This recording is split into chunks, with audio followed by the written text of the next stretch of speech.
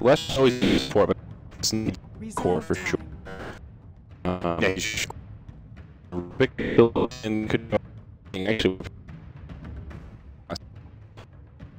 support. It would be good if their second support is one that can also gank mid or bottom, so they can do something on multiple lanes. Because if they can only put focus on that top lane, then what if Ehome just mix up the lanes, or Support if that lane doesn't go so well? Kunkka could work. I don't think they're going to go for something like that. 10 seconds remaining. Okay. 5 seconds remaining. One that seems to play a lot.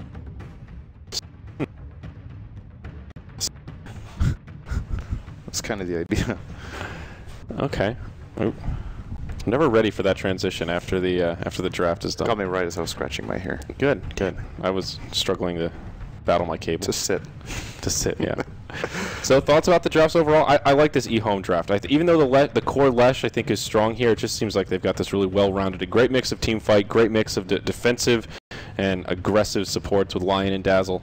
Seems like just a really good, well-rounded draft. Yeah, in a way, the TongFu draft is a little more all-in, and it's fairly similar to the last game, where it seems like TongFu have everything is revolving around 10 seconds. 10 seconds remaining. 5 seconds remaining.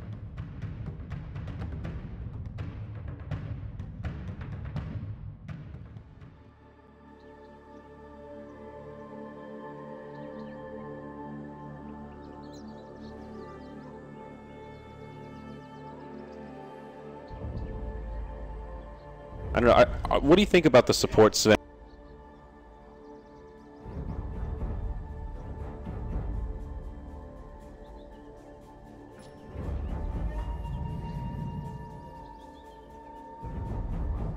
So, or do you think it'll be a support Lesh? if Sayaka played support or if White. That is a solution they could go for.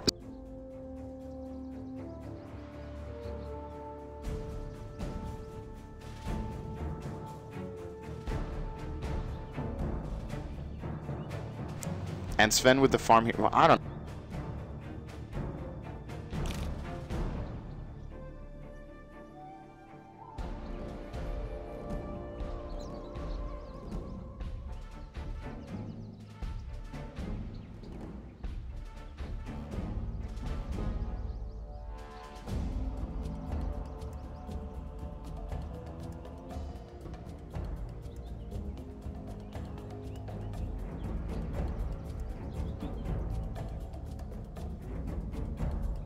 Want to get it exactly, first. Yeah.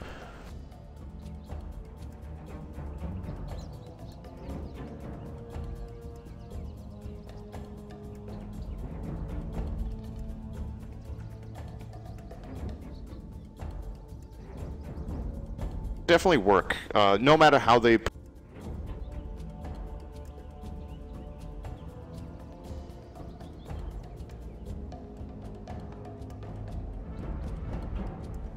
It's one thing Darkseer is pretty good at.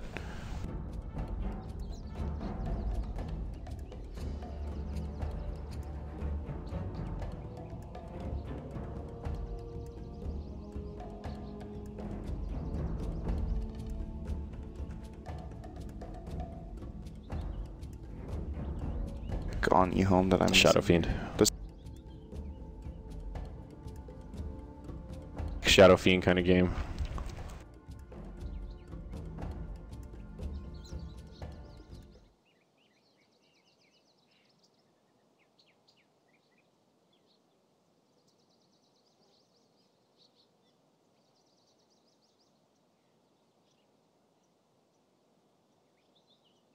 That might be a better choice, actually.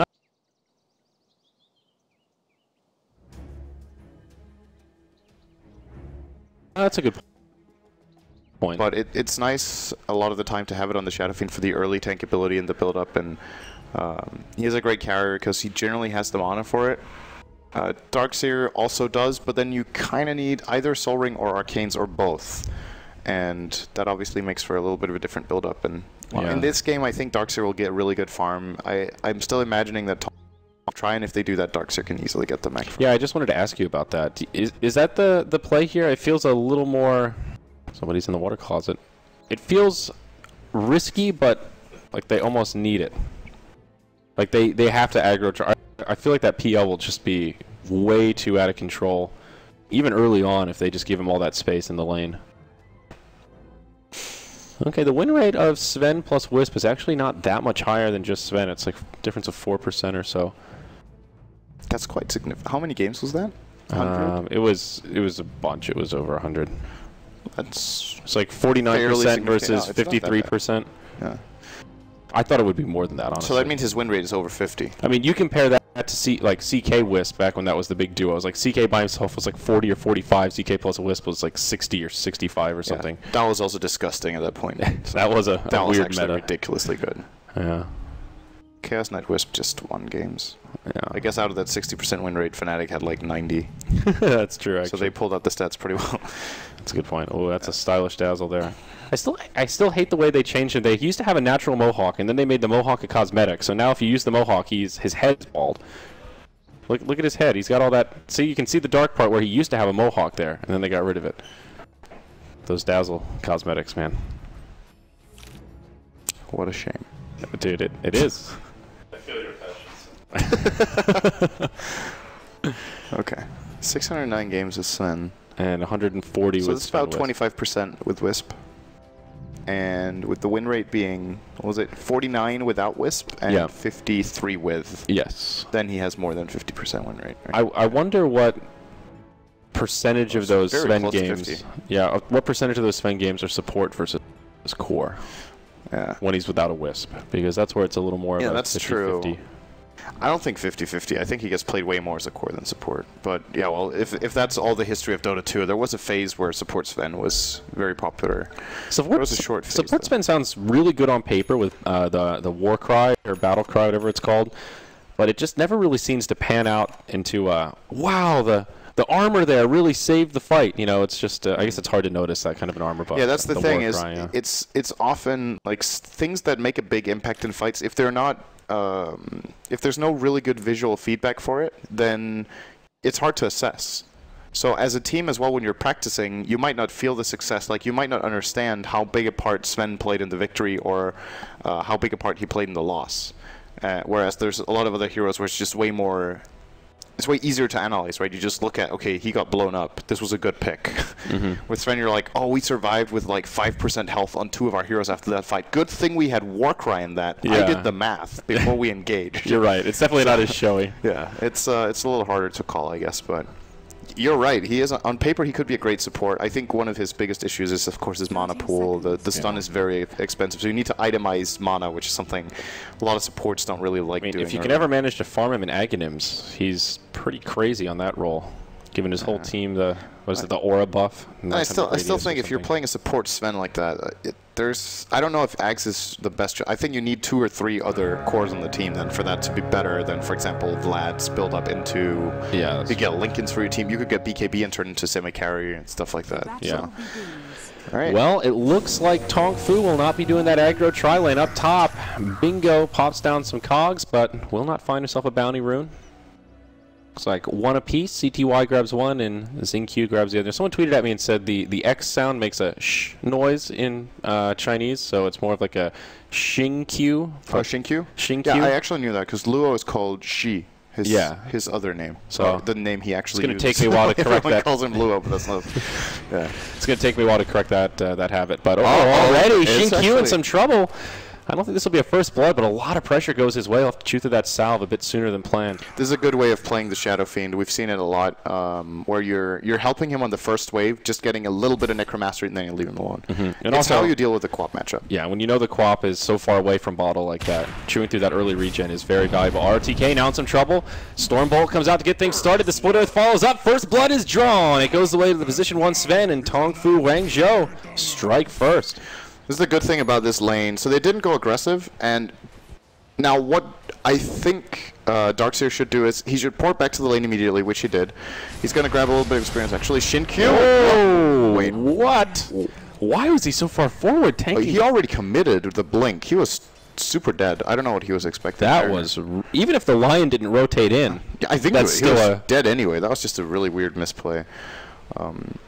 So... Well, now this mid lane is tough. Who got the kill for that? Was it the Lion or the Shadow Fiend? SF. It was the SF. Oh, my. Yeah, that ain't good.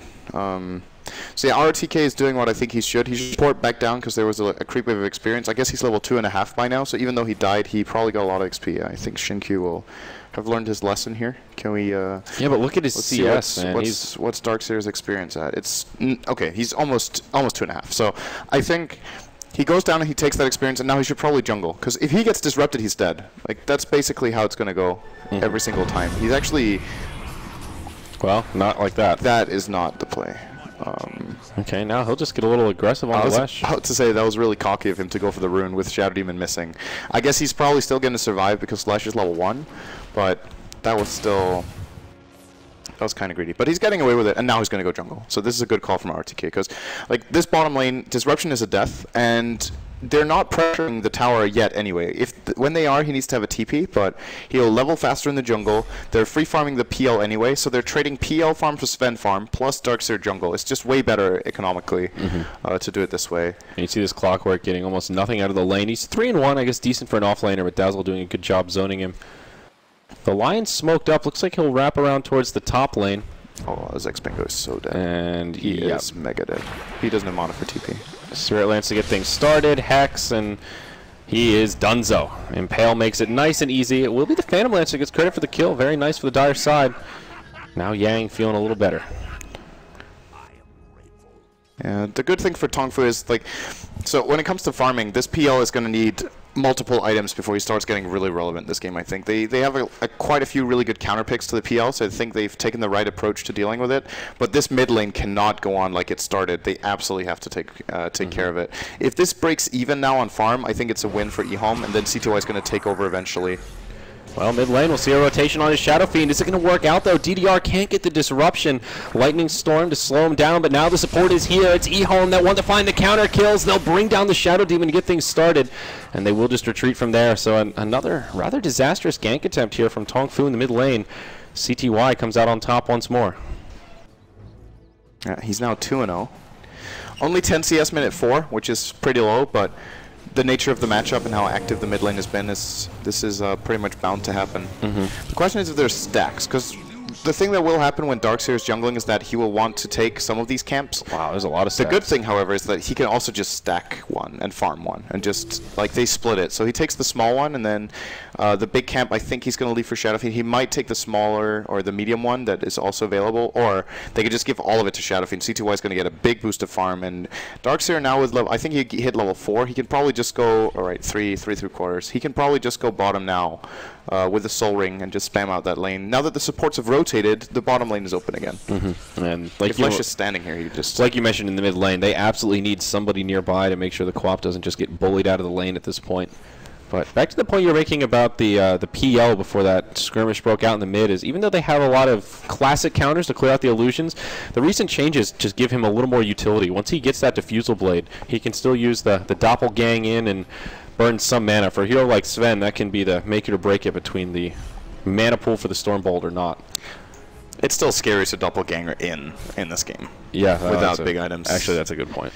But it's not impossible. Like it totally depends on what abilities have been used. You've got a Dazzle to back you up, though. Yeah, what situation the fight is in. Like it is definitely a possibility, but I think in this game you play rather conservatively with your PL and just you farm. And then when you get a key item that's great, you use it to farm with. I would like to see the Yasha build up here for Yang and just really focus on the farming efficiency. As long as the other lanes are going well, which they should have a pretty good idea that they are. Shadow Fiend obviously just cleared out a stack. He's level 7 at minute 5:30, which is great.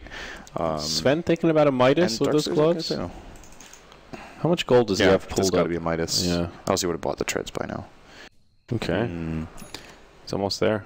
I think if you do the math on this, on the Radiant side, I think Tread's Mask of Madness might be more efficient and then just jungle a lot and give the safe lane to the Lesh. That could have been really nice. So the problem with this Midas is he can't jungle effectively at all. He is maxing Great Cleave, which I like to see here. Yeah, I was just thinking about that build. With Mask of Madness, you really turbo farm in the jungle, especially if you have stacks. Yeah, Up top again, Zex Bingo in a lot of trouble. Same story, different chapters. 3 heroes rotate. Dazzle gets the kill this go around with a Shadow Wave to the face. CTY rotates as well. I think they may just try to take out this tower while they have the advantage in the lane. Is there any way they can defend this? Level 3 Lash, level 2 Shadow Demon. Wow, these Radiant supports are not looking hot. I mean, we talked about how much of a gamble this support duo is, and they just haven't found the kills for it to pay off. And 2 supports that do not play so well from behind, that's for sure. Oh, this tower's going to go down. Wait, is Yang getting Vlad's? I think he might be. Looks Vlad's like it. treads. Alright. Well, looks like this will be an easy tower push. No defense mounted yet. Handomitis recipe is picked up by the Sven, so this is a time when TongFu definitely does not want to fight. Shadow Fiend will get the last hit on the tower.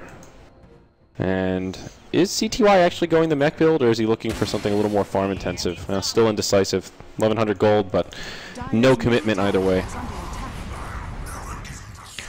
I think, for me, either a mech or BKB into Blink is the best build. And it depends on ROTK's path here. There's a courier flying out with a soul ring, so that's not really that. Yeah, that's for ROTK. That doesn't really give us any hints. When does the Blink Shadow Fiend first item really look appealing? Because I feel like that's a build that is definitely not as popular anymore as it used to be.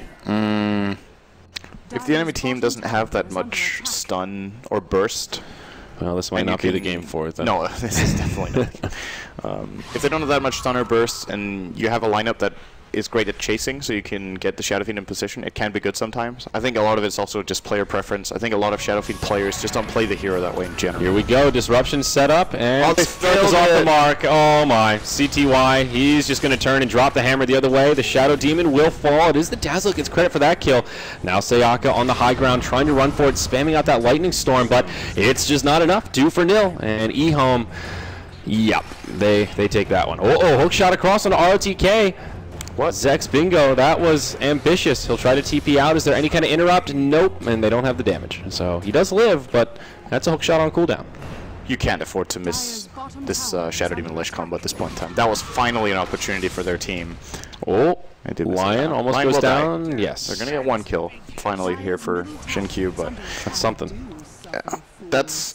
I mean, mistakes obviously happen, but it hurts twice as much right now that their early game didn't work. So now, if they get an opportunity for a kill, it's worth so much more than before. Look at those hero levels. Like, level 2 Shadow Demon, level 3 Lash. They would have probably got about a level each for that kill. That's how much it matters. And with that combo failing, they're also going to... Like, it has a risk of putting your team a little bit on tilt. Like, if you miss combos like that and you start doubting your plays, like, whenever you're about to disrupt, you're like... You know, you need to play with confidence. If you're not certain anymore as a Shadow Demon, that hero is a hero where you really need to believe in your own timing, and so does the Lesh. And if they start doubting themselves because they miss a couple of spells here and there, they're going to miss even more, because they might not even try then. Then, basically, that's even worse than not casting any spells, right? Yeah. Yeah, that's a good point. Well, they've got the Sven farming like crazy. That is one thing TongFu have going their way. He's going to go Mask of Madness. So he's going like the hyper farming build. Max Grey Cleave, Midas into Mask of Madness. If they give him enough time in the jungle, he can get out of control, but Ehome can just start putting so much pressure on. I don't know. I'm not sure that this is enough, Sind. What's... They actually don't have the best Sven counters ever. They have Surge... but that's pretty much it, right? Yeah. When he has Mask of Madness BKB, he can be really strong here. Zex Bingo with Cogs on a DDC. Oh, nice Look at the grave. Beautifully done by the Lesh. Now the disruption. Right on to CTY. They have a hook shot. They could try to make a play here. Remember, the Shadow Fiend has a mech. So this isn't the easiest fight to take. Hook shot off the mark. They shoot it into the darkness. It was definitely a risk, and this time it doesn't pay off. Nice impale on 2. The Lesh just gets dropped by a Shadow Raise. Power Cogs from Zex Bingo. He still eats a raise to the face. TongFu Wangzhou kind of on the back foot here as their Lesh is now in the grave. Looks like the Dazzle will respawn, just TPs right down, and we'll see some pressure come out onto this tier 1 tower in the bottom. It's interesting to see how much the Clockwork hesitated. Like, he wasn't sure, and then he was like, okay, let's go for it. At the worst possible time. Yeah. Right after they had no visible targets, that's when they tried. And then when it missed, they committed after. Stormbolt onto ROTK, but the follow-up is there. Jin-Q finishes him off very quickly. No time for DDC to get off the grave, but now the real team fight breaks out. They go for Zex Bingo. They'll make it a 1-for-1. They've also taken out the Shadow Demon as consolation. They go deep onto Teal, and there is just nowhere for this Sven to go. Ehome taking another big fight as they take out the tier 1 tower in the bottom lane. And see, even though this Sven is just farming so much, he's still gonna fall behind Shadow Fiend.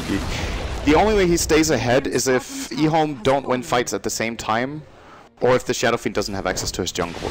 If those stacks wouldn't have been available, it would have been a different game. But CDY has been he's gained about a 1700 lead now on the Sven, and that is more than enough. Their lineup now is going to be very strong. This is probably a Roche smoke with the Vlads. It is at least an option. Nope, they're going to look to gank. They'll stay aggressive. What does the PL have right now? Does he even have any items? He's given up on farming pretty early. Vlads only. Yeah, just Vlads. Okay. Or based. It's 12 minutes. It's not very much. It's okay. He's 700 behind a free farming Sven. Okay. There was a Shadow Demon there. There's a blood pool now. Yeah, it's a pretty easy kill there for the Lion. What does that look like in the Chinese client? Do they actually have blood pools, or is it like... That's a good question. I wish I had thought of that at DAC. I'm not sure. So is it like the... Who is it that looks different in their client? It's basically anyone that has... King, right? Anyone that has a skull. So like Shadow Demon has a mask on. Wraith King definitely has a mask on. Usually it's just the hero plus like Bane from Batman with a little like breathing thing. So they can show blood pools. I seem like I remember reading that they didn't have blood pools in the game. They probably don't. It's very weird. It's very political. The Lesh will get taken out here, but apparently there isn't like a locked in stone law. So game developers just err on the side of we're not going to have blood and gore because it might mean our game won't be published. So it's a very strange thing. But here we go. Zex Bingo, he's on the high ground. He's got a hook shot. He wants to go in, but I don't know. It feels ambitious. Does he go for it? They're on the retreat. This is you. And no hook shot. Slightly out of range. Did they see that TP? Wow. Makes it out. Okay. Wow, Ehome don't get punished at all for that. Sven was farming 1 or 2 waves bottom, so they wanted to go back and hold their tower here with CDY. He's got the Mask of Madness now. He's level 11. He still can't fight. He needs the... Not well enough, at least. He has to go BKB next item if he wants a chance at fighting. Absolutely. Treads into BKB sounds fine. If he can farm that and then they can win a team fight, I feel like not all hope is lost for this Radiant side, but if they don't win that team fight when the BKB comes out, or they lose too many fights before you can even get it, this will just quickly fall apart. Now the dance around Roche begins. Smoke from TongFu. I think the right idea to try and contest a Roshan. I think their success rate on smokes must be really, really low. I can't... In this series, have they had a successful smoke? Maybe 1 out of 5 or something like that. Or at least not that good. Their timings on the smokes doesn't seem that good. It seems like Ehome has them read pretty much. Yeah. They do get the tower, and that goes to... Sven gets the last hit, that's nice. He'll pick up his Ogre Club now. And he did go for the Quelling Blade too, which is good, so he can farm the jungle a lot faster. They should be stacking for him right now. They're actually allowing Ehome to take their Ancients, where I think Ehome feel a little bit... They feel disappointed that there wasn't more than 1 camp here, because why wouldn't there be against a team with a Sven going full farming route? They actually didn't stack the Ancients for him at all. They haven't stacked any hard camps. And that's like the very least you can do with your support duo if your ganks aren't working. At least play the economy, but they haven't done that either. So, like, this... I mean, Lesh and Shadow Demon still haven't found level 6 at this point. It's been at 15. Yeah, I mean, the Lesh is awful when he falls this far behind. Like, he's one of the weakest supports in the game. His spells are great, but he just dies to... He's going to die to Impale Finger from full health right now. Like, well, the Shadow Demon's in the same boat. Yeah. I mean, at least for Lesh level 6 isn't as big of a deal for the Shadow Demon. That Demonic Purge can be the difference between a kill or somebody getting away. And right now, TongFu need anything they can get in the way of kills. BKB almost done on the Shadow Fiend, about 300 gold away. Ehome happy to slow down the tempo a little bit and get their next round of core items. Looks like the PL might just move into that Diffusal. Oh, pardon me, Yasha coming up next. Yeah, I think Yasha's good. Yeah. In a way, Vlad's into Yasha is a little bit greedy, but at the same time, when they're winning the fights anyway, he probably doesn't need to go for a combat build.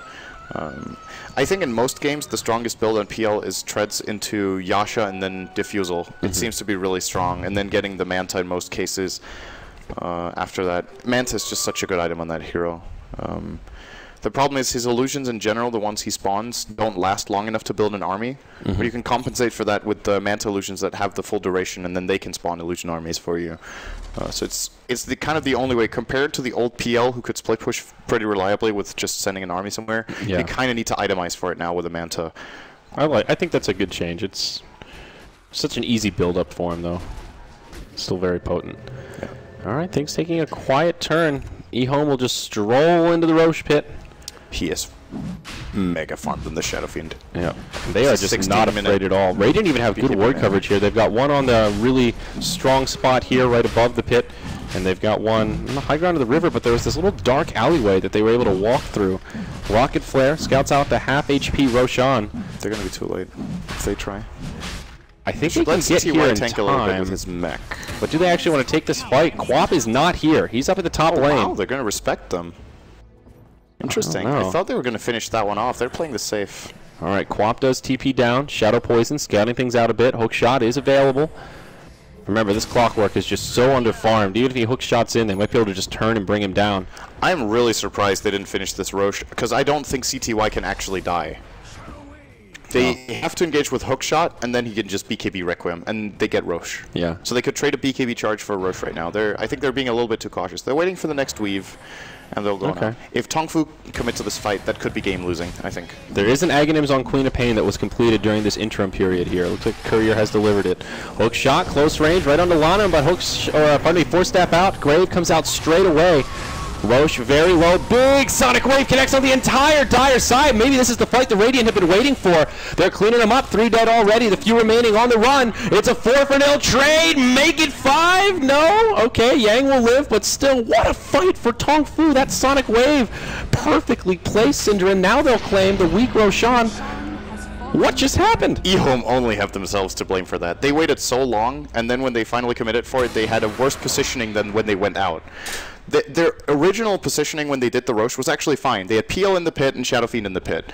PL can double walk out when they engage, Shadow Fiend can BKB, and they can secure the Roche. Instead, they start moving outside the pit with 2 supports. The hookshot goes in, they try to take the fight, they use Shallow Grave and Mech on a support, and CTY never used his BKB in that fight. That was super weird to watch from an Ehome team that's been playing from ahead the whole game and the last game too, looking very confident. That was That was a very big misplay, and now it's an even game. You see, what was really weird for me about that was that I still think, like, if Ehome played that right, TongFu should, first of all, they shouldn't have had the opportunity they got. But even the one they got, they probably shouldn't have taken. Like, going in for that fight, I think, was a really risky play. In one way, you could say they have to try because they're this far behind.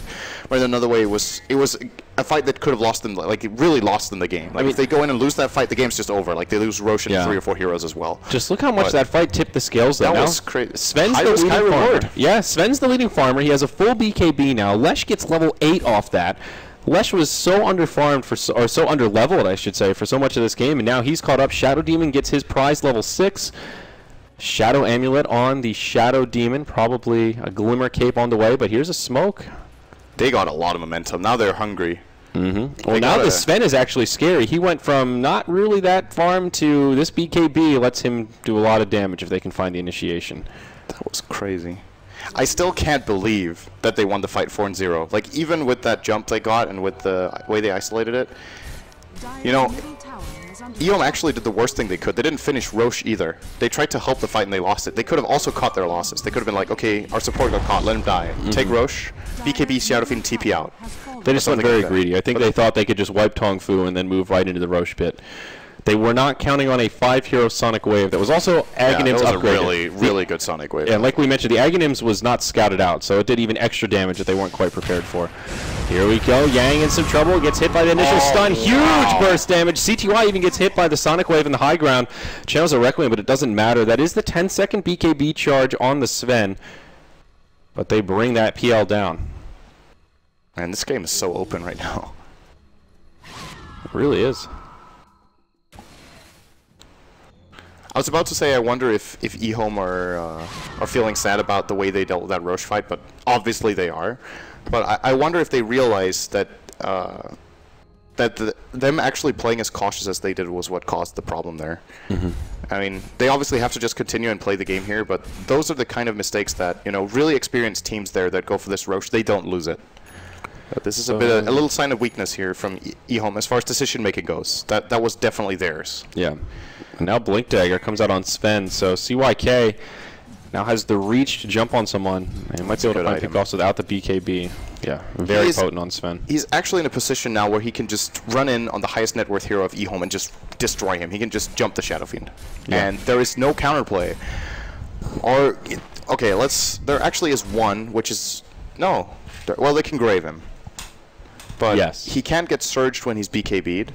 So if Sven just jumps, correct me if I'm wrong on that, you can't surge BKB targets, right?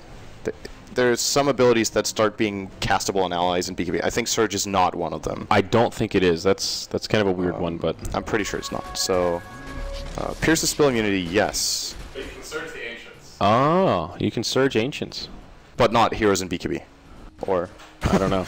Well, you should be able to search heroes in BKB. Then. I feel like I should have seen that more often. I'm trying to think of a time where I've seen a BKB like, hero these things surge. change. These things change. Like every second patch, some abilities start piercing spell immunity and stuff. I honestly can't remember. But well, here's the mid-tower siege from TongFu. Lesh even gets a few points in the Edict now, and will continue some sieging power. Man, this Lesh went from useless to kind of pretty intimidating. Yeah. What's his skill build? So okay. He's got a level per minute in the last 5 minutes, I feel. He was level 5 minute 15, right? So almost level per minute. Pretty almost close. Getting Yules too. It's going to allow him from setting up his stuns in his own without relying on Shadow Demon. It's going to be very nice because they might want to use the disruption defensively.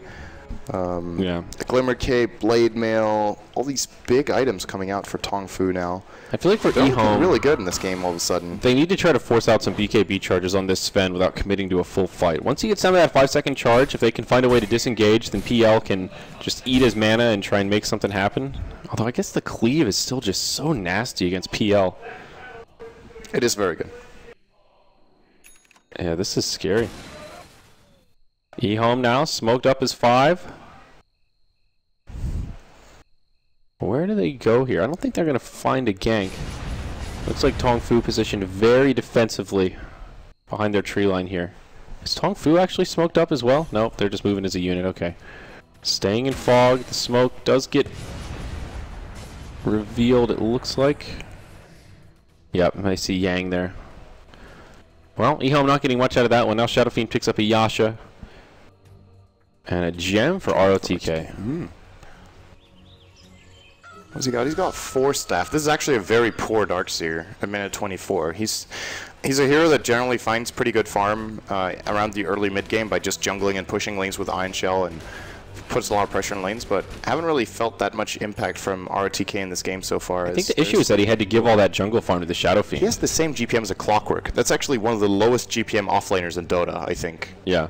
And you've got Darkseer, who's one of the highest, and he's on par with that. That is really not a good sign. I mean, he spent so much time stacking in the jungle, and he gave all of it to the Shadow Fiend, so... Well, even then, just raw lane farm and a little bit of cycling in the jungle should keep him ahead. But they obviously lost a lot in that Roshan fight, and RTK was one of the dead heroes there. Well, now it's TongFu. That smoke up, hook shot in, right onto DDC. He'll get locked inside of the cogs, does make it out. Mech keeps him alive, drops the the heal rather. Shallow Grave still available. Whoa, huge wall vacuum comes out from the Darkseer, but the follow-up isn't there to find the kill. CTY channels the ultimate. Shadow Demon, he's already fallen. BKB Wars are here. CYK, he's in deep, but can they finish him off? Lion gets finished off by the Lash. CTY getting low. This is a very chaotic team fight, but now Yang goes to man up and he loses the battle. CYK just barely dies to the Death Requiem. And it will be TongFu that take this fight, a 2-for-3 trade, but they do lose their Sven in the end. Net worth changes pretty even. Yeah, they did a good job cutting the Sven in the beginning of that with the Darkseer and buying time, but CTY a little bit slow on the Requiem, I feel like. He wanted to do a couple of right clicks first, and then when he Requiems, most of the heroes are out. Yeah. I think in this kind of fight, when you BKB the Shadow Fiend like that, you insta-Requiem. You just want to remove damage from the Sven and hit a couple of targets, do some whatever slow you can, and start off the fight on the right foot.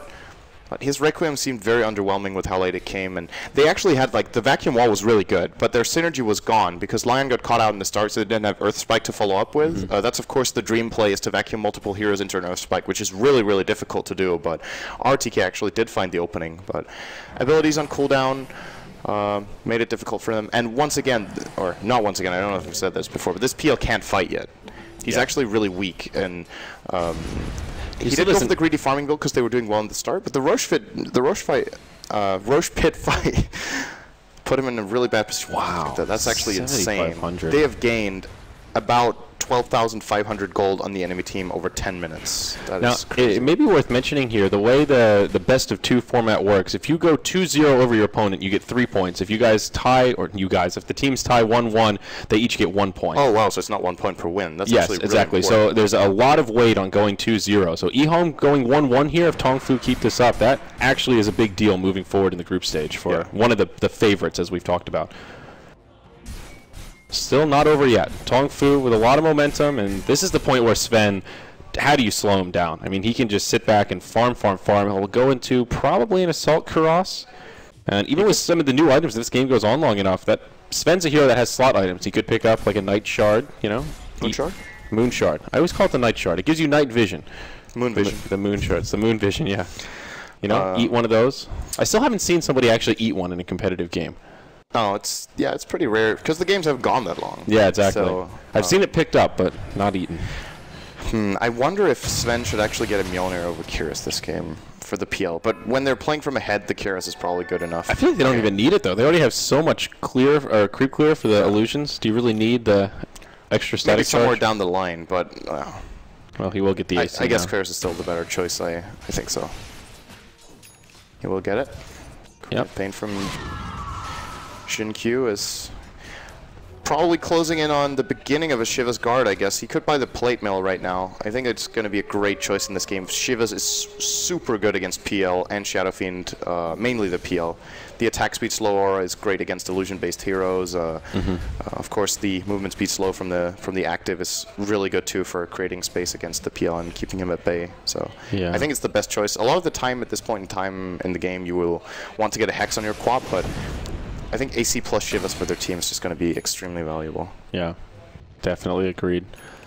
Roche number 2, the big boys come back, and it has been scouted by the Radiant side. This could be the next big turning point in this game. Who secures the next Roche and subsequently the team fight to secure it? TongFu will just walk in. Of course, Dire have vision, so they know exactly what's going on here. Darkseer is really good at these kind of fights, but I think it just looks like TongFu know exactly how they need to do this. They have Xin-Q in there together with YCYK. They could actually just move Xin-Q out. It's increasing the rate at which they farm the Roche. The speed at which they kill Roche here. But Smoke on the high ground. Shadow Poison be was coming up right as that happened. I think they saw it. Roche goes down. It's Sven that picks up the Aegis. Now CTY in some trouble. Channels the Requiem. He has the Shallow Grave, but he's not going to win that man fight against the Sven. Well, looking bad for the Dire side as this fight continues to break out. Lesh is the only casualty on the Radiant. PL on the high ground trying to chase down the Shadow Demon. He doppelgangs too far, and DDR still alive. Now YCYK comes in. Yang will just TP out, and the fight will break down from there. But a secured Roshan and a 1-for-2 trade. Yeah, that's the Radiant coming out big again. Yep. And they still have the Aegis, right? Who'd they give it to? The Sven. Okay. And he's still I'm got not actually sure if he needs it. He's not the best hero for an Aegis because he obviously loses God Strength when he dies. So either your first life you're playing without God Strength or your second life you're playing without it. But I think there it was Queen a of panic. Pain Somebody pick it up. Might have been a better choice, but regardless, they got it. That's what matters. Yeah. And they're looking really good now. Sven with 17k net worth. I guess there's He's moving into already Daedalus half an next, item coming up now. I think the Chrysalis is done. Yep. So this is when it gets scary for Ehome, because actually they need this PL to get super big to be able to win a team fight now. I don't think they can actually do it anymore.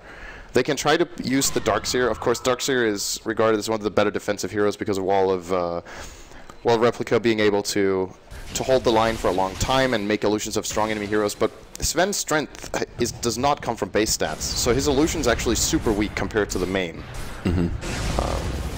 Well, now the high if you ground got an illusion siege with that begins. damage, oh, okay. That dazzle, no chance for a grave there. Hook shot will be off the mark, but TongFu destroys the Lion with his BKB on. CTY, limited options here. We'll try to mech up. Wall vacuum, not doing a hell of a lot. YCYK was BKB'd, and he'll just clear up the illusions. That is another counter that we didn't really mention too much, but cleave against the wall replica is pretty good. Yep, the draft is really coming together right now. And now this tier 3 towers, it's dead meat. It's just rubble. What does CTY have? Did he use BKB? He has Requiem still. I don't think he used the BKB. Yeah, he still has it available. And they want to hold the barracks here. Vacuum into the wall, into a Requiem. That'll be the end of the Aegis. But that's about it. Sven's going to come back with a lot of health, a lot of mana. He'll blink defensively. God's Strength Soul cooldown for another 25. And that'll be where this settles down. So barracks, the melee stays standing, but they lose their ranged, I believe. Great fight recap. Yeah. That's totally what happened. Oh wait, it actually is. He lost Aegis only. So Yep. yeah. That is totally what happened. Well That done. is totally what happened. Great casting. I'm being flamed by LD. Good thing his mic is muted. Well, that's good news though for YCYK. Now he's got room for that data list that's about to come out.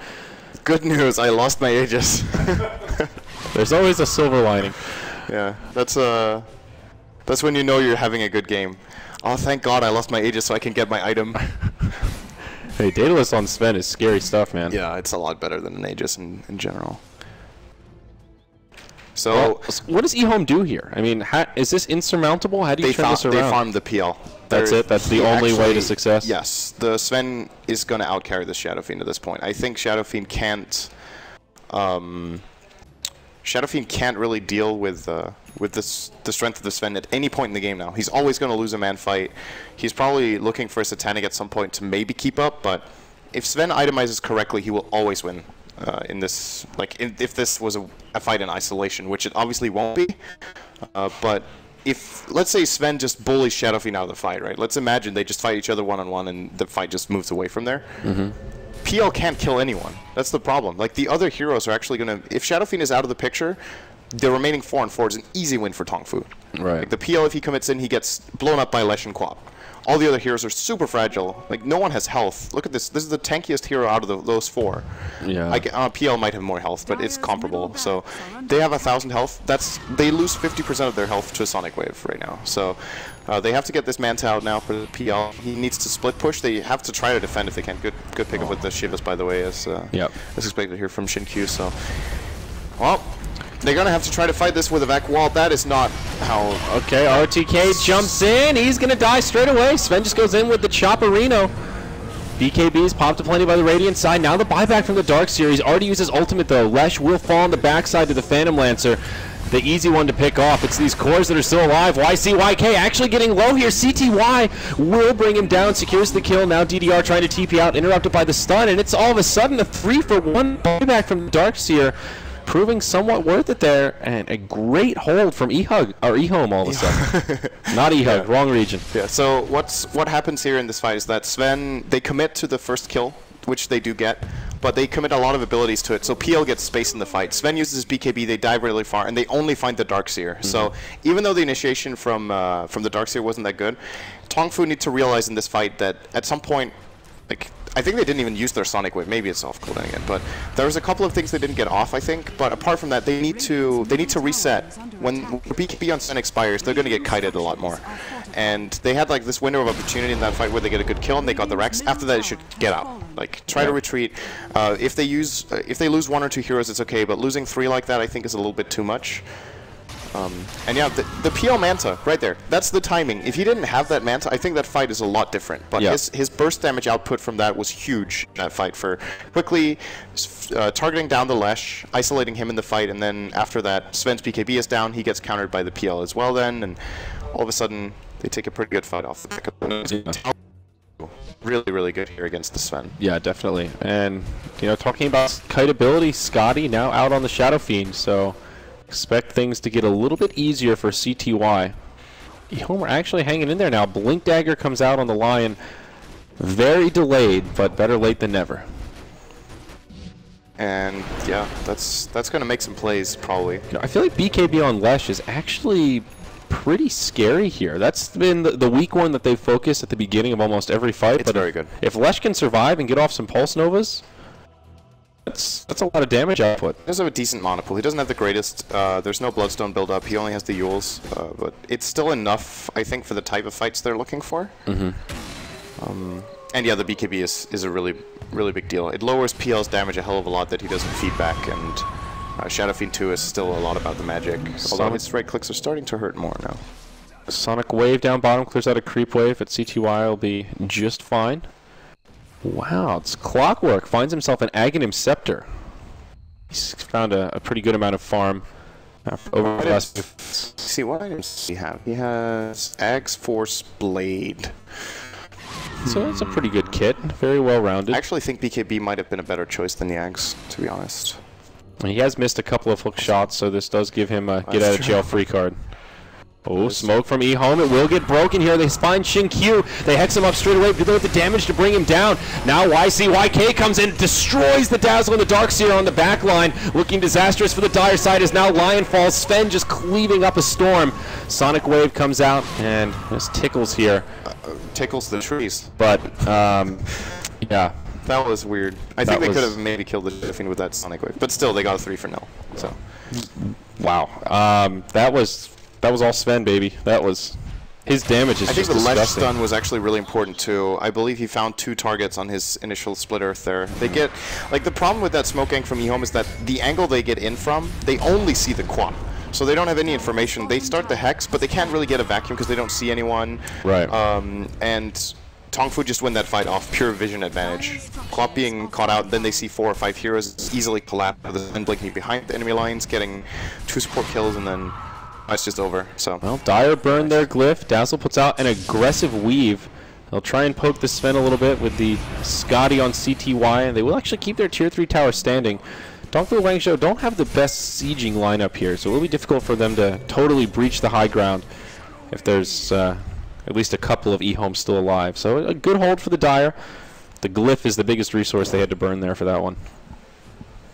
Wow, long Roche respawn as well, close to the max timer. Who's favorites right now? I think Ehome a little bit. If Ehome knew it, probably them. But they don't know, so they're going to try to control the area, and so are TongFu. And the way Ehome get this Roche is by pushing out lanes and finding a pick. And at this point in time, I feel like they won't be confident with pushing out the lanes because they will feel like they have to stay next to the pit at all times and protect it. Just like TongFu are doing here. So. See why the gold lead at? It feels like it's actually more than 15,000 gold lead. Experience about 20. So try it again. Well. Oh no, Zinq. This is gonna be BKB Shiva straight away. Sonic Wave. Again, just kind of tickles, but they still bring down the line straight away. CTY channels the Requiem. Does connect with all of the Radiant side, but there's just no follow-up damage now. Wall. Oh, it's just underwhelming. DDC gets out of grave. Hook shot off the mark as well.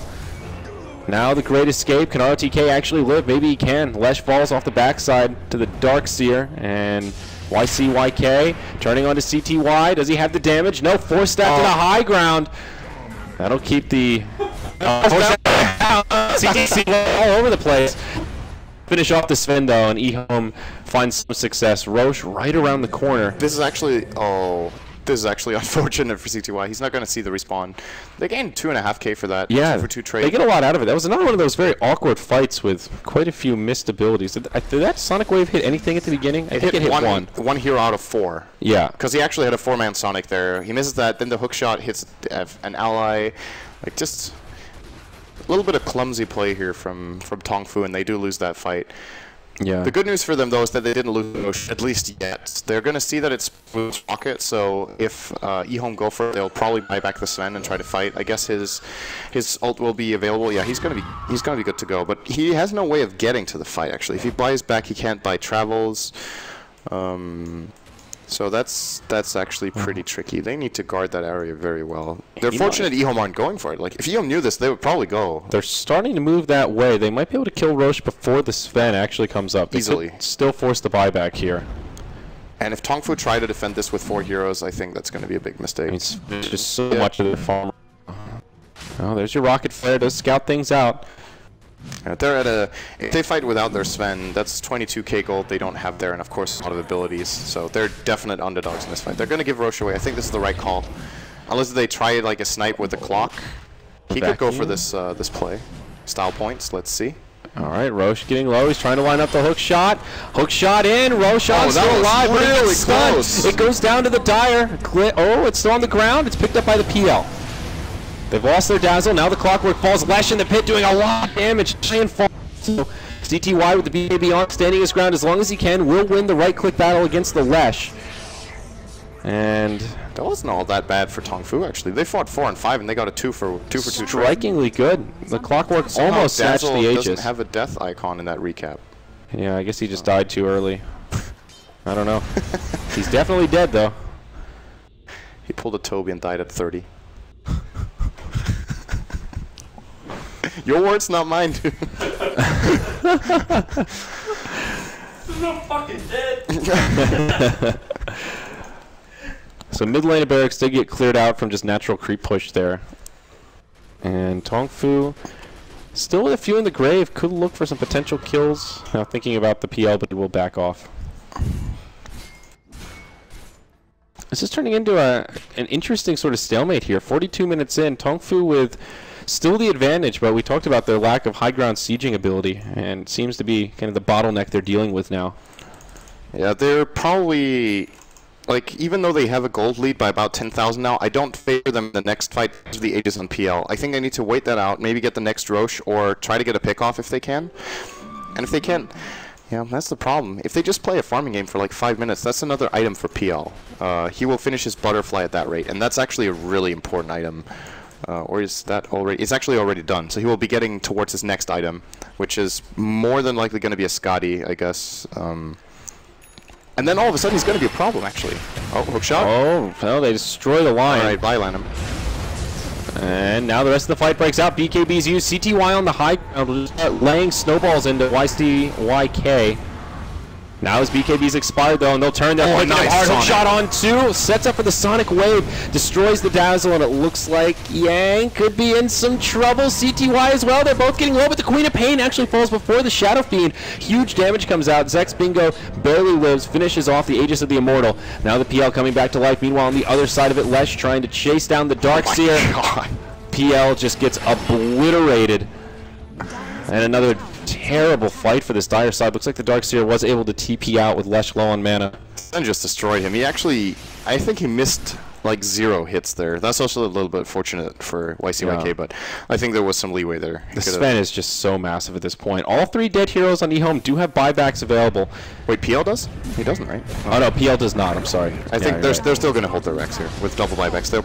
Oh, nice force staff. They're happy to force 2 buybacks here. YCYK gets Glimmer Caped. He'll be alright for now. Lesh gets hit by the finger. That'll be enough for him to fall. ROTK in hot pursuit. BKB used. No TP, but he does have a Blink Dagger. Hit him.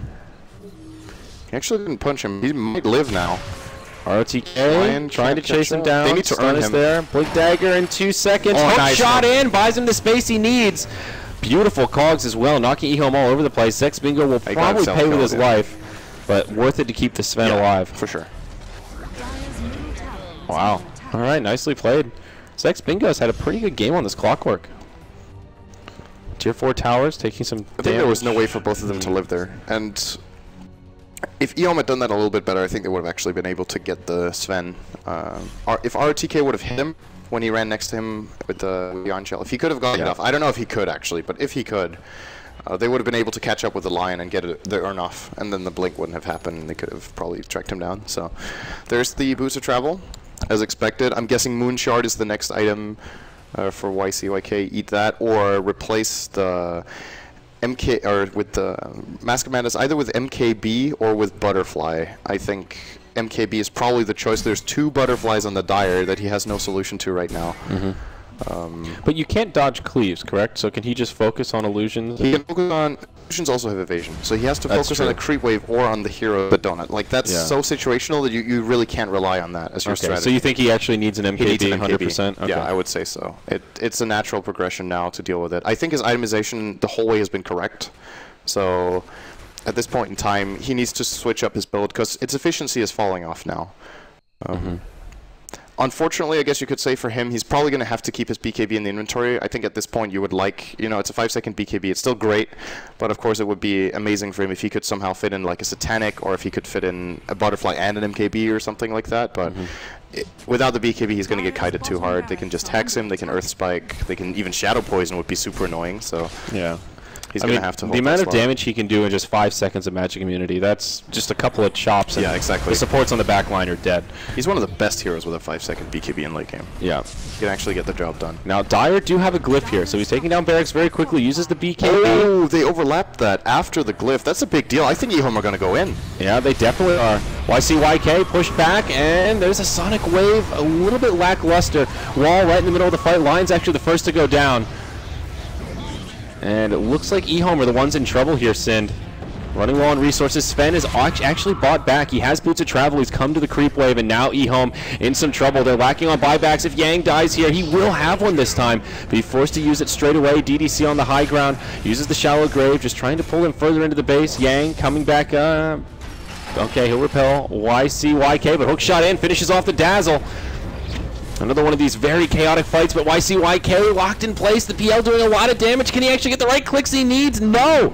Sven in the grave. That's a dieback for him. Stuck dead for 2 minutes. What can Ehome get done in this time? They could probably get a lane, actually. I think they could get a lane of Rack's bottom. They did buy back 2 heroes, so it was definitely expensive, but they still come out ahead. 3,000 gold lost by the Sven there. That's such a big loss he takes there. Was getting close to another item like we talked about. He could work on an MKB or something, so that's definitely far away now. And we might have reached the point now where TongFu missed their window of opportunity when they were strong enough. After they got the mid-racks, if they got the next Roche, they would have been looking really hot. And now PL is starting to deal some damage. Like, even though he died there and had to buy back, you're starting to see his pressure now. Well, you just look at the disparity on the net worth graph. He's only about 5K behind now, and that's much closer than it was 10, 15 minutes ago. And same with the Shadow Fiend. CTY getting very big at this point. Yeah, they're definitely favored in this fight. And the Radiant need to be careful they don't get caught by Blink Hex. This is a good Sonic Wave to try to buy some time. He did use the Refresher in that last team fight, though, on the Quap, so he will not have a secondary one for this fight. Even when Sven is back, there's going to be cooldown. Nice. Close range hook shot onto Yang. This is really good defensive play, actually, from TongFu. They still have to hold out for 45 seconds, though. Xinkyu comes out. BKB, Shiva's to get things started, but CTY pops the BKB of his own and stands his ground. He will survive for now, but another close range hook shot will slow him down. TongFu doing a good job. Forced out to the high ground. Zex Bingo stays alive. Now only 30 seconds till their prize Sven responds, and they still have a tower standing. Very impressive indeed. Still holding on to the glyph there. It's finally burned. This base defense is actually the best play of the game. Yeah, this is very impressive. In a game where there's been a lot of, like, it's been looking a little bit iffy. Hook shot on the retreat. Catches only RTK in the cogs. Nice Sonic. Oh, wow. Connects on 4 of the 5. Heal from Dazzle helps top him off just a bit. But they just don't have the follow-up damage. Ehome will make it out scot-free. They were hoping for a lot more on that. They had 2 minutes on the Sven, and they didn't get a tier 3. That's a really good hold. They didn't even need to buy back anyone. They just played their abilities right, played very aggressively. They got 2 Sonic Waves off that were really important to that. And yeah, Ehome are going to... They're going to feel like they missed out on an opportunity, but I actually don't know if they could have done more than they did. Maybe Lion should have had more confidence. I think they were... No, they can't have been worried Sven to buy back because they knew he didn't. So maybe Lion a little bit too cautious there. I think committing into the base there is probably the better play. Trying to really go aggressive. You know you're 5-on-4. You know there's no buyback. You know it's the richest enemy hero that's off the map. Right. If you get a jump hex on the Lesh and you kill him instantly, you probably win that fight. But they didn't take the chance. A little bit of hesitation, similar to the Roche Pit fight earlier, where they could have probably just got it for free. Yeah, you're right. They respect their opponents a lot here, and sometimes it's good, sometimes it's bad. Well, now with the Sven back alive, they'll try and push up and force out another fight. 1 lane of Barracks is the lead for TongFu Wangzhou. And get a ward on the high ground to get some vision in the area. And they'll just make some illusions to get things started. These Sven illusions are pretty beefy at this stage of the game. There's no glyph available, and YCYK just goes straight up to the high ground, gets stunned to get things started, getting very low before he can even BKB. The Sven, the first to fall. He's down for 100 seconds. The double scream from the Quap. Is it enough, though? Ehome with 2 dead, no buyback on the PL. He'll be stuck in the grave. CTY, he falls. No buyback on him either. And TongFu may have just done it with that and made this series a 1-1 here, Sind. They actually just won the fight without their Sven doing anything, apart from tanking up stuff, which is of course very important as well. But those 2 Sonic Waves, really, really ridiculous damage coming out from Xin-Q.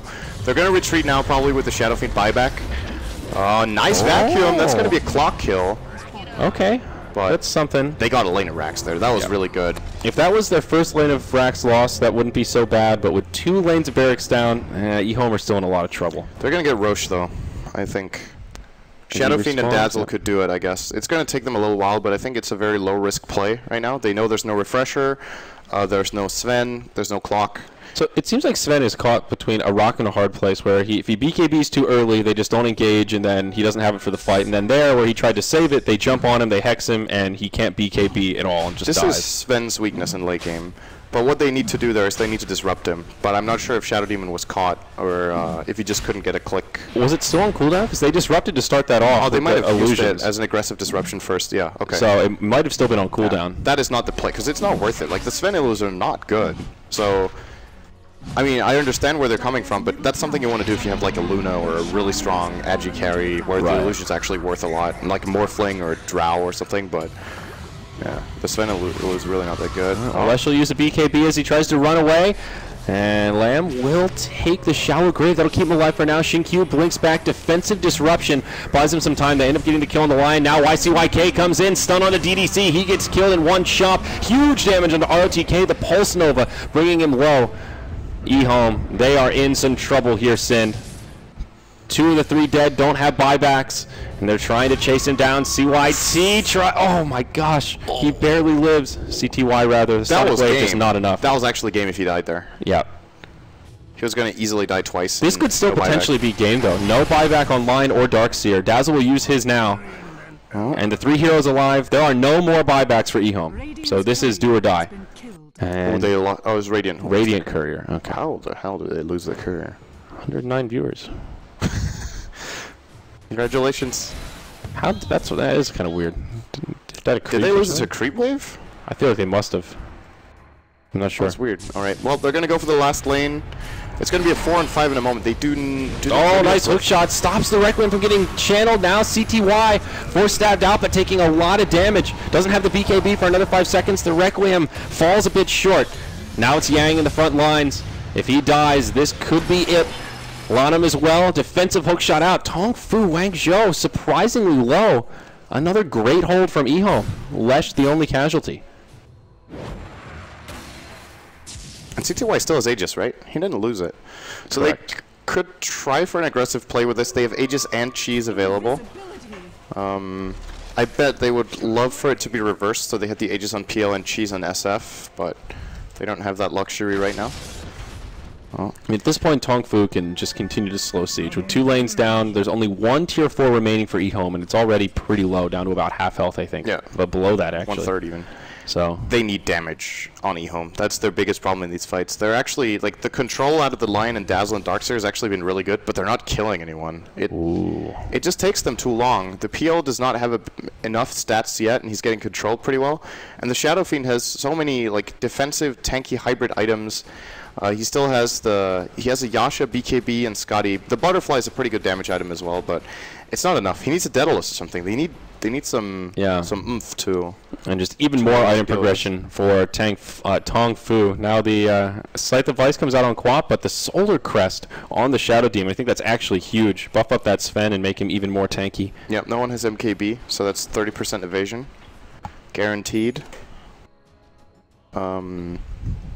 Or they could apply it to the Shadow Fiend. That -10 armor is actually pretty huge. Looks like Lesh is actually closing in on an Octarine core, and when you can get a mid-game like this where the support Lesh finds a little bit of farm, he's getting to that point where his damage output is a core, and it gives him so much sustainability when he gets that lifesteal. Still very far away from it, but ROTK caught unaware, gets crit down, And the Dark Seer will be in the grave for 75 seconds. No buyback indeed, sir. Oh, they did use God Strength, but I don't know if they're even going to need it for this push. They might be scared of the buyback, though. I do believe RTK did not buy back recently, so they wouldn't... No, he's just out of money. Yeah, but they don't know. So it's possible they're going to be cautious here. Ehome playing fairly aggressively here, so they might intimidate TongFu to thinking there's a buyback. And regardless, they don't have a creep wave up there.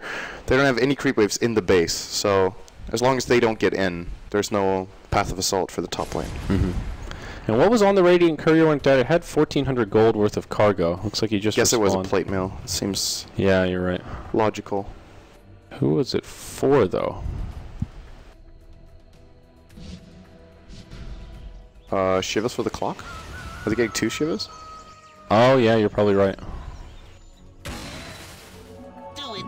Huh, interesting. There you go. There it is. I'm guessing that was it. Yeah, no, you're right. Double Shivas.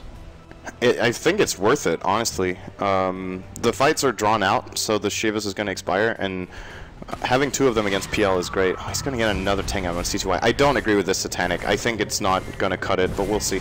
Alright, here's the fight breaking out. YCYK goes in early, uses the BKB early on, but doesn't get much out of it.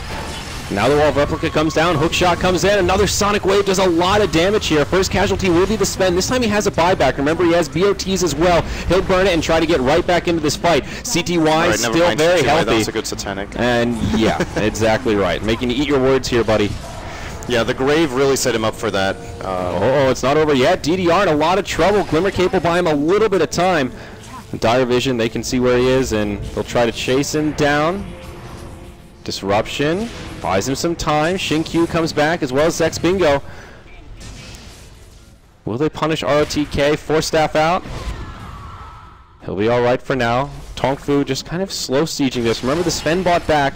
Lesh holding on to his. Hook shot comes in onto CTY. Follow-up damage not quite there. Shinkyu gets finished off by the Phantom Lancer. Creeps are pushing into that tier 4 tower in the mid lane, though, so it's not all bad for the Radiant side, even though they're getting cleaned up. Clockwork brought down. They are out of tier 4 towers, Sin. The Throne below half health. They win the team fight, but the creeps are doing the work for them. Dire's Ancient. Yeah, they will have a glyph next push. Oh my god! What? The buyback on the Sven, dude. That's still an absurd... Was that a 12k swing? Yes. Good math, bro. Okay. Well, they're still ahead, but They're still winning. That's true. that is more gold than I thought that was. But yeah, the problem is now the throne is exposed, so if they don't have a glyph, they actually lose the game. They just they get creeps into the base, they all pop they just pop BKBs and they go in and hit the throne. And Sven now with a double damage, but this is not the time for assault. So, wow, that got scary really quick. The Satanic, they're proving super useful because of the Grave. They grave him up.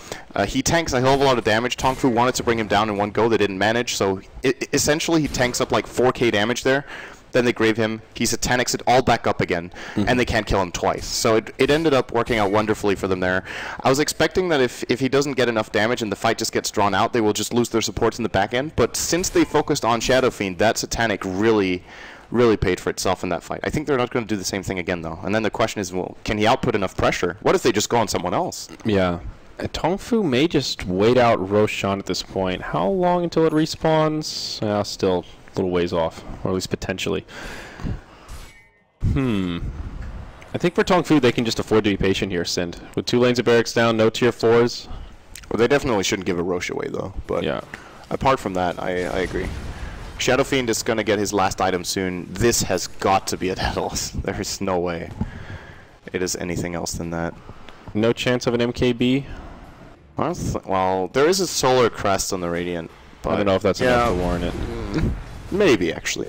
It's one of those two, I think. Yeah, it does need to be a damage item. I mean, what else could he go for? He's got pretty much every defensive item that a Shadow Fiend would want at this point. Manta. Manta, yeah. That is not the item. No. It's a great 6-slot item here as we roll over to the 60-minute mark. Yeah, that's actually incredible. This is a 1-hour game. Yep. Rarity on this patch. All right. A very topsy-turvy game as well. That's a dip. And that's a dip. Yeah. Even on XP, wow. This Queen of Pain is pretty massive. Refresher Hex.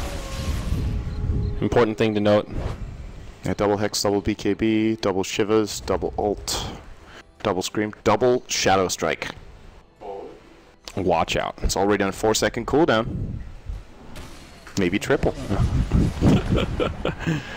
Well, smoke from TongFu WZ. Looks like they'll wrap around and just enter the base through the bottom quadrant, perhaps, if that's their play. Maybe this is an attempted Roche smoke, but very early on the timer if that's what they want to go for.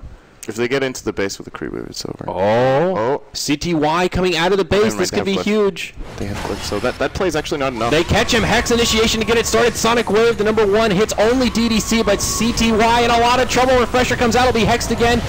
They've lost the Darkseer and the Dazzle. Darkseer will buy back, but CTY trying to lifesteal his way back up to safety. He turns it around onto the Sven. Oh my gosh, again, the Satanic doing a lot of work for him. Now Zex Bingo gets finished off on the retreat. 2 heroes down for the Radiant, both of them without buyback. This is huge, Syndrome. This is huge. Yes. Indeed. So... They made the same mistake again, actually. It feels like TongFu didn't learn from that last fight. They went on the Shadow Fiend one more time. He's the one guy they can't kill, because he will get graved, and then he will Satanic back up. And that's exactly what happened. That's exactly what just happened literally like 3 or 4 minutes ago in the top lane. They make the completely same play, this time out of smoke, though. PL is unaccounted for in the fight. He just gets to go on whoever he wants. I think if they want the best fight possible, they need to jump the Dazzle. But I think he was in a good position there, so can't really fault them too much for it. Like, they came out of smoke in an awkward position and maybe didn't have that many choices. But this is not the way for them to take the fight. And the game is still open now. The Dire did not have to use their Glyph, so they actually lost nothing there. Well, no, they did use a buyback. Darkseer had to buy back. Oh, yeah, they bought back Darkseer. That's true. Yeah, so he actually died by getting cleaved off Shadow Fiend. Yep. He wasn't even the target. Oh, up top, is their fight about to break out? There's a little X there. CTY out very far. Lamb with him, but will get finished off by a Sonic Wave. CTY hexed up. If the Shadow Fiend falls here, he'll barely live for now. Shallow Grave comes out. They'll rinse and repeat. Satanic. He used it already been used, so well, maybe not quite completely repeated. But remember, the Sven's not even here. Lesh will commit Bloodstone Suicide.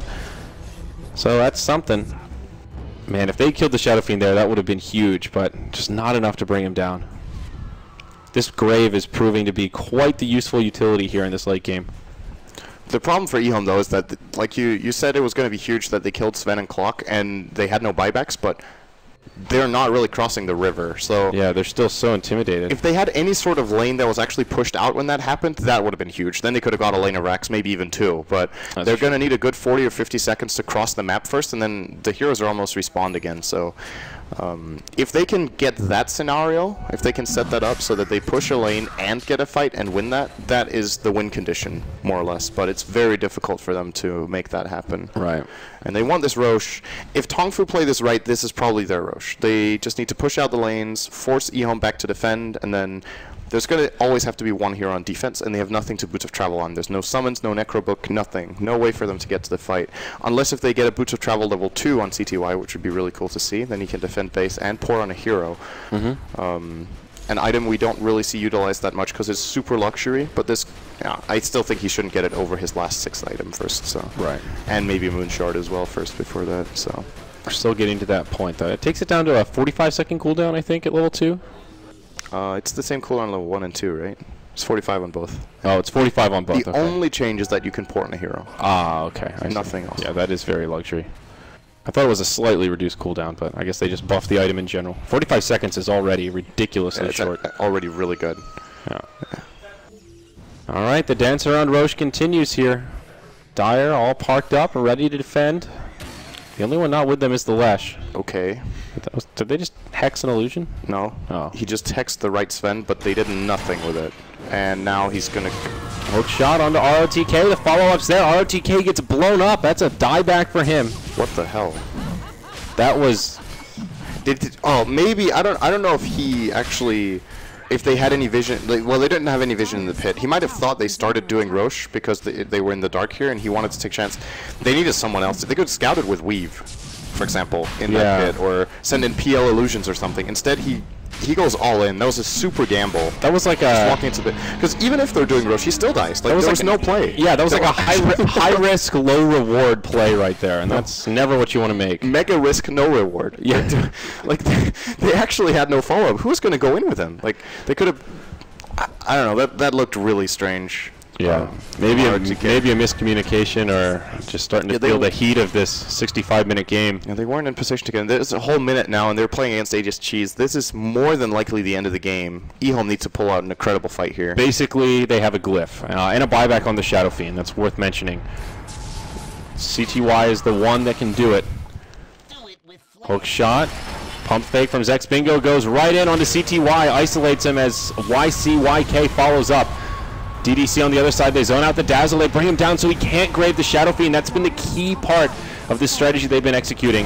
BKB expires, he gets hexed, it's the dead Shadow Fiend. He'll have a buyback, but does it even really matter at this point? Ooh, they're fairly low on the Radiant.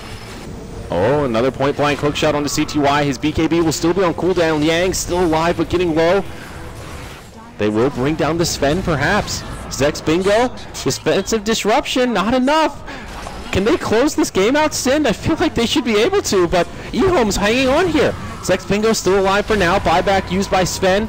He'll get right back into this fight. Shadow Fiend gets popped. That's the dieback for him. Sonic Wave, bringing him low. They'll start to focus the throne. The final fight is here, and the throne will die. TongFu take game number 2, but a sloppy victory that took quite a bit of effort there at the end. What an intense game, though. Surprisingly close, given how one-sided game 1 was. Yeah, that was a crazy game in so many ways. I think Ehome I've talked about this quite a few times in this game, but I think Ehome are going to go back to the game, and they're going to regret that Roshan fight in the story. Oh, yeah. That was really... Absolutely. Because